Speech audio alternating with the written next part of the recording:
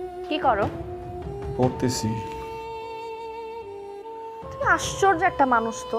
হ্যাঁ, প্রেমিকার সাথে বিয়ে ঠিক হয়েছে, এই এক্সাইটমেন্ট কাটাতেই তো 2-3 দিন টাইম লেগে যায়, আর তুমি এনগেজমেন্টের রিং পরিয়ে বাসায় গিয়ে পড়তে বসে গেছো।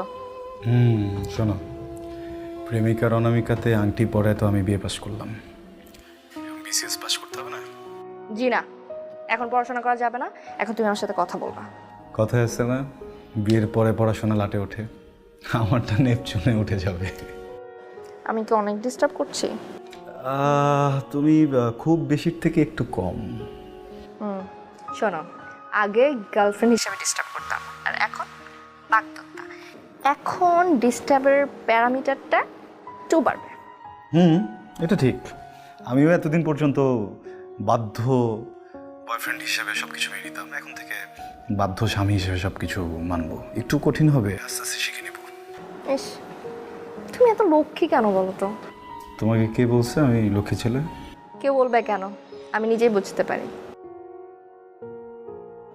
বলি, আমি মোটেও লক্ষ্মী ছেলে না। বারে, মানুষকে লক্ষ্মী বললে মানুষ খুশি হয়ে যায়, আর তুমি তো দেখছি উল্টো। না প্লিজ, আমার এইসব বললো না তুমি, বিকজ আমি খুশি হই না। আমার মিথ্যে প্রশংসা ভালো লাগে না। বুঝলাম না, তোমার কণ্ঠস্বর হঠাৎ এত সিরিয়াস হয়ে গেল কেন? আচ্ছা বাদ দাও, প্রসঙ্গ চেঞ্জ। এখন বলো, আমরা মিট কবে করছি? হ্যাঁ,